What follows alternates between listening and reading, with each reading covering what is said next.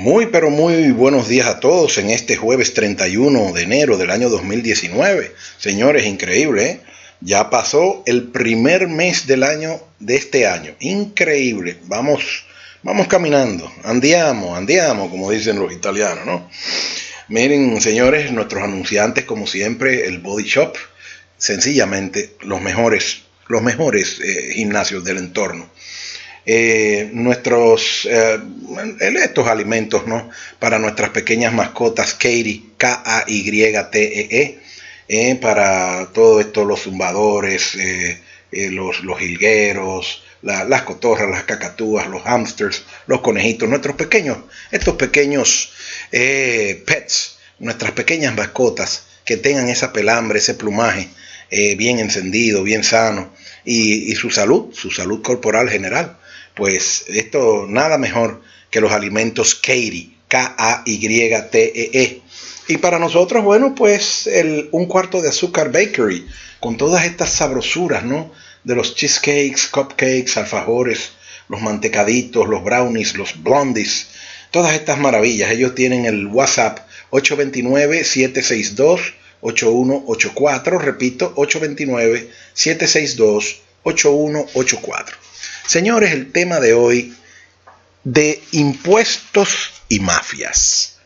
Esta misma semana, ustedes saben, han visto por los periódicos el aviso dado por el director general de Impuestos Internos, el licenciado Magín Díaz, en la que da nota de la ocurrencia de un caso de evasión de impuestos mayor, en el que han participado una serie de compañías que entrelazadas pues ya dan como elemento que se trata de un crimen complejo.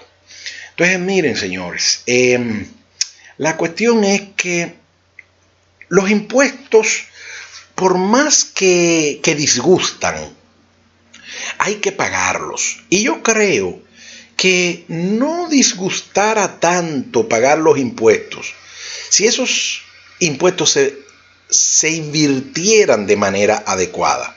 Lo que genera el encono, lo que genera esa reticencia generalizada, porque de eso se habla en todas partes del mundo. En la literatura se toma como un chiste, en el mismo cine se toma el tema del desgano en el pago de los impuestos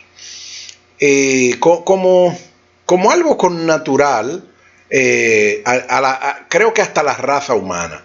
Ahora bien, el problema radica en esa queja inveterada de la aplicación de ese impuesto recaudado. No tanto de la manera como se recauda, sino de la inversión que se hace. Entonces, miren, yo quiero ir mezclando un poquito lo que es la noticia en sí de esta alarma que da el director general de Impuestos Internos, Magín Díaz. Ya los aprestos, más que los aprestos, ya las medidas que se han ido tomando, ya han habido inclusive a esta hora del día audiencias de medida de coerción en contra de los sindicados como responsables de estos hechos. Y vamos a ir alternando una serie de cosas entre la noticia en sí, que es grave porque estamos hablando de más de 4.000 millones de pesos que, cuando se le suman los intereses y recargos, llega a una cuenta de más de 9.000 millones de pesos. Entonces, señores, miren, estamos hablando primero de mucho dinero, eso es lo primero.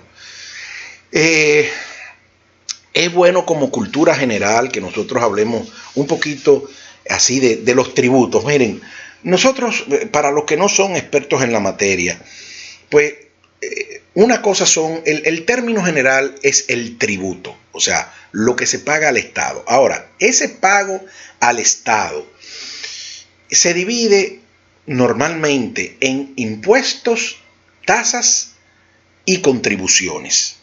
Los impuestos están definidos por la ley. Son el impuesto sobre la renta, el impuesto selectivo al consumo, está el ITEVIS, todos esos impuestos que ustedes conocen. Ya lo que se refiere, por ejemplo, al tema de aduanas, ya eso no son impuestos, esos son aranceles, ¿ok? Pero lo que se refiere a la dirección, lo que es la responsabilidad de la Dirección General de Impuestos Internos, lo que ingresa por esta vía son impuestos, tasas y contribuciones. Las tasas tienen más que ver con servicios que presta el Estado, que entonces le carga una cantidad fija. Una tasa es, por ejemplo, cuando usted requiere algún tipo de servicio del Estado, por ejemplo, que va a certificar algo y le piden algún sello, un recibo específico. Entonces, esa más se refiere a una tasa. Y, por ejemplo, las contribuciones son casos, por ejemplo, cuando se construye una carretera muy grande y el Estado quiere recuperar parte de esa inversión para dedicarlo a otros aspectos, ¿no?, de la vida de la nación. Entonces, por ejemplo, el peaje hasta un momento se le puede dar la categoría de una contribución, en el sentido de que cada vez que se pasa por ese peaje y se está utilizando esa carretera, bueno, pues el ciudadano contribuye con el Estado y paga un monto fijo para el uso de esa misma carretera. Bueno, entonces, dichas estas cosas, señores, los tributos en sentido general hay que pagarlos. O sea, duele, y les reitero, cuando yo digo estas cosas, yo no quiero que me generen un malestar como de alinearme con el gobierno ni nada por el estilo. Les reitero que lo que a ustedes les molesta, y a mí me molesta también, no es el pago del impuesto. El pago del impuesto uno sabe que tiene que hacerlo. Lo que nos molesta, perdón, pero no lo tenemos tan pendiente en nuestro consciente, es la mala inversión que se hace de ese impuesto que se pagó. Y peor todavía de la mala inversión es cuando muy normalmente en estos países macondianos se roban todo ese dinero, o una gran mayoría.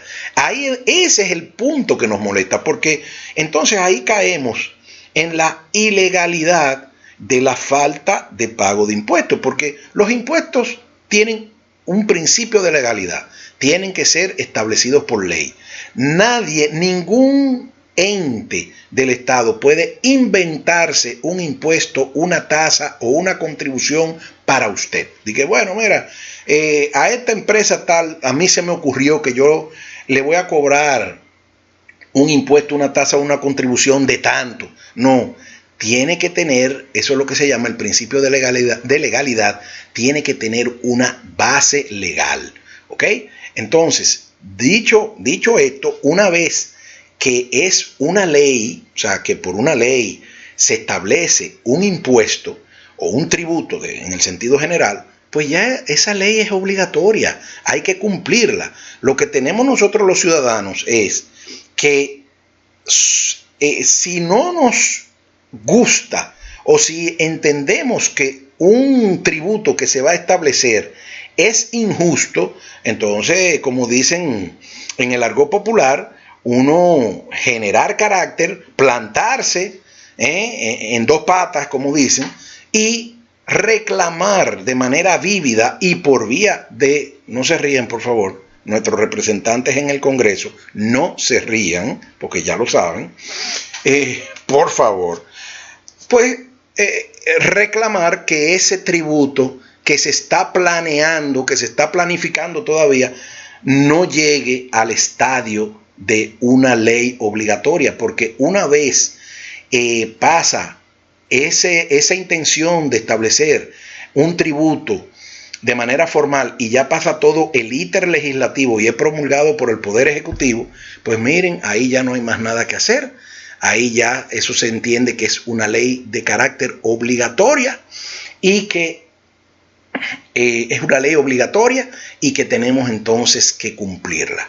Entonces, ¿qué sucede con estas cuestiones? Vuelvo y reitero, cuando nosotros entendamos que un tributo no es justo, inclusive los que ya están erigidos en ley, bueno, señores, pues entonces vamos a plantarnos y vamos a exigirle a las autoridades que lo reduzcan, que lo eliminen, que lo maticen, que lo suspendan, que lo interrumpan. O sea,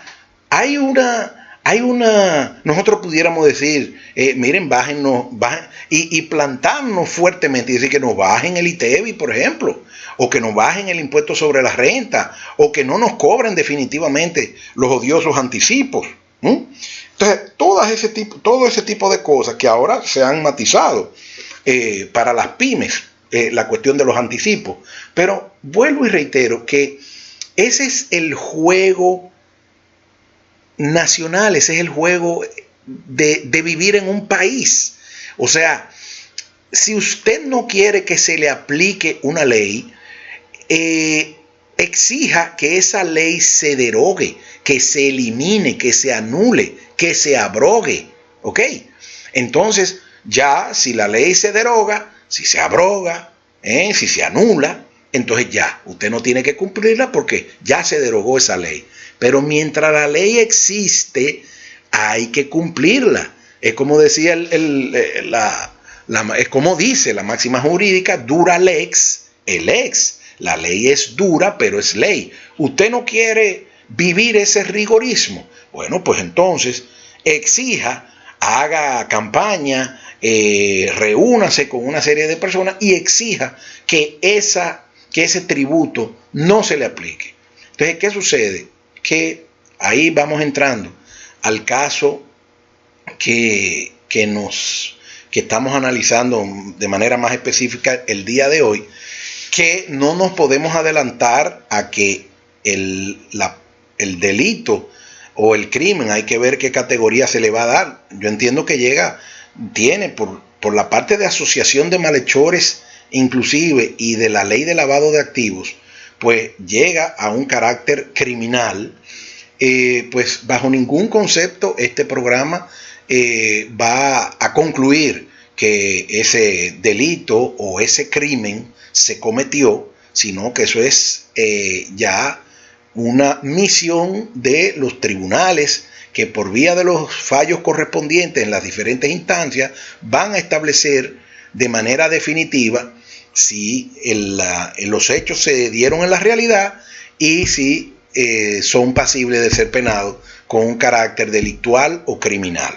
Nosotros no estamos aquí para ser jueces. Ahora bien, lo que sí yo quiero aprovechar el programa de hoy, utilizando de telón de fondo la acusación, que les reitero que por más seria que sea, no podemos determinar que sea definitiva y ya concluyente.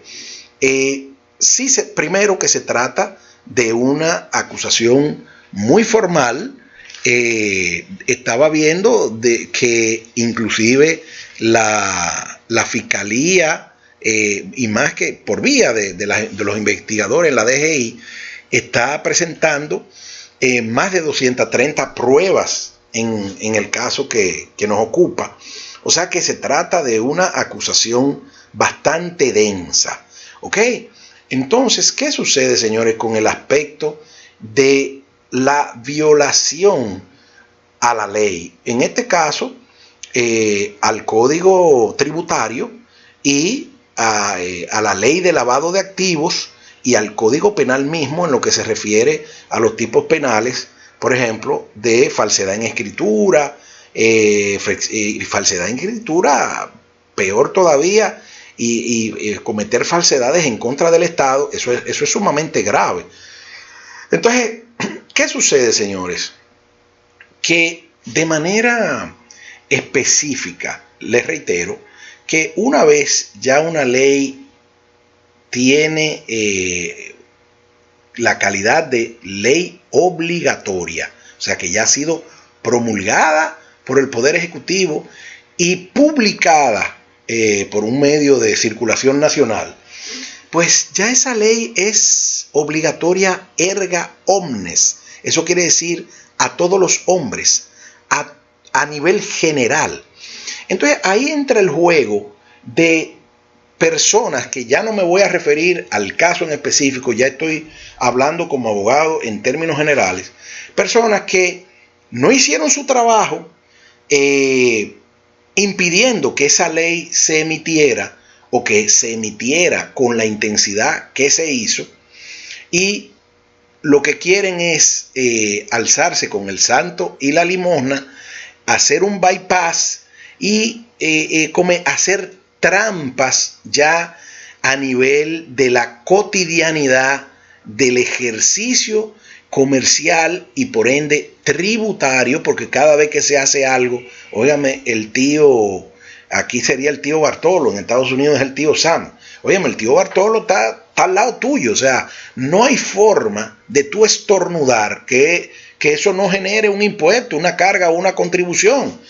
Usted va al restaurante y aunque usted no lo sepa, usted está invitando a una o dos personas más que no aparecen, o sea, no, las sillas están vacías, pero ustedes le pueden decir al mozo que le busque 2 sillas más de manera figurada, porque el monto de la cuenta, cuando ya le llega con todos los impuestos que hay que pagar adicionales, óiganme, tanto impuestos directos como indirectos, porque por ejemplo, usted dirá, bueno, no, en la cuenta me salió el ITEVIS que yo tenía que pagar y el 10% adicional, o sea, el 18% de ITEVIS y el 10% de la gratuidad, de la parte para los mozos, ¿no?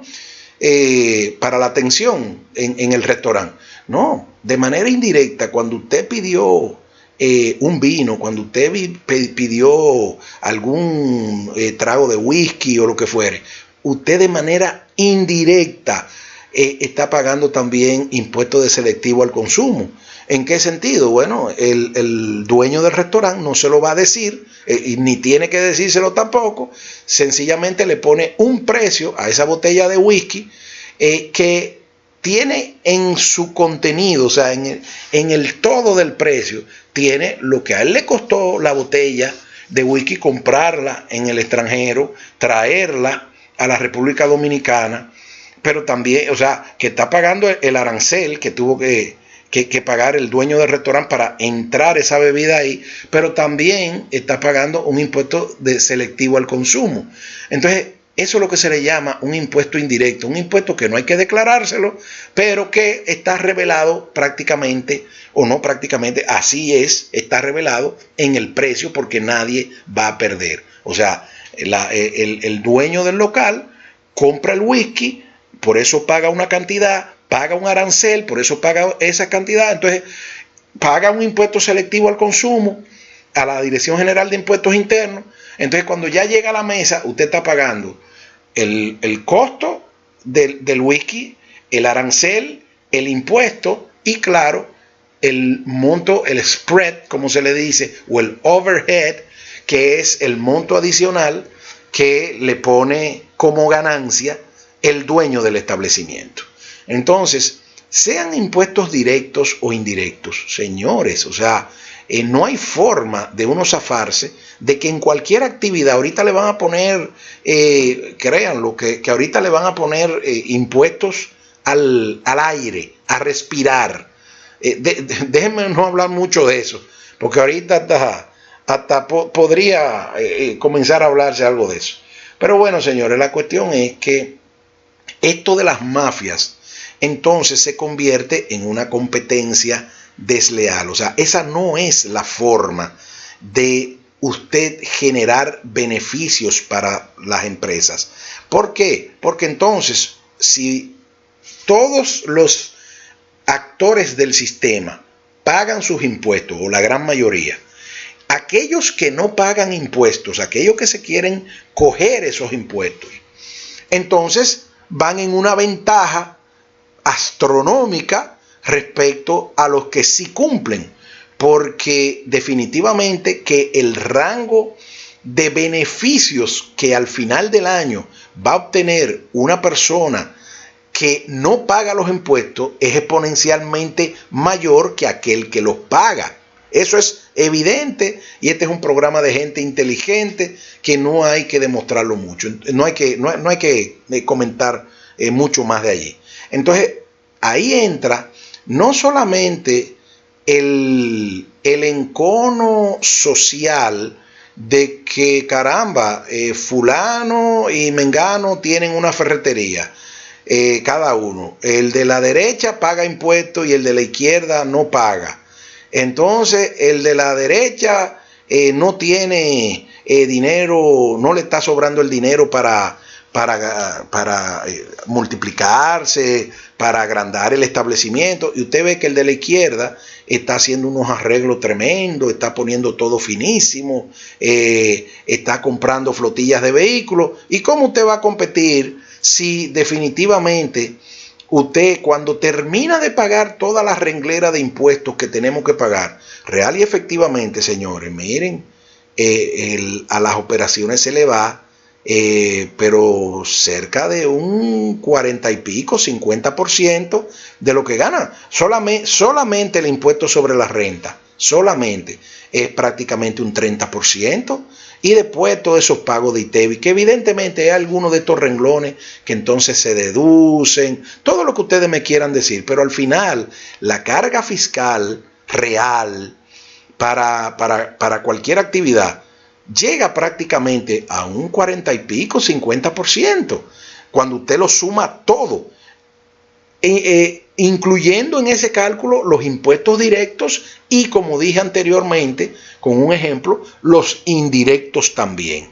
Entonces, esto no es sencillo, señores. Esto del éxito, esto de uno mantener una operación corriendo, sana, viva y viable, como se dice, ¿no, verdad? Esto no es tan sencillo. Entonces, por eso, les reitero, el encono social que genera o que generan estos avivatos, que cuando lo hacen real y efectivamente, porque no estamos acusando a nadie, y volvemos y reiteramos, eso lo establecerán los tribunales de la República, pues entonces se quieren alzar con el santo y la limosna, como dicen, no pagando los impuestos, mientras hay una sociedad que se desgasta, se angustia y se dobla, y se le dobla la espina dorsal pagando los impuestos.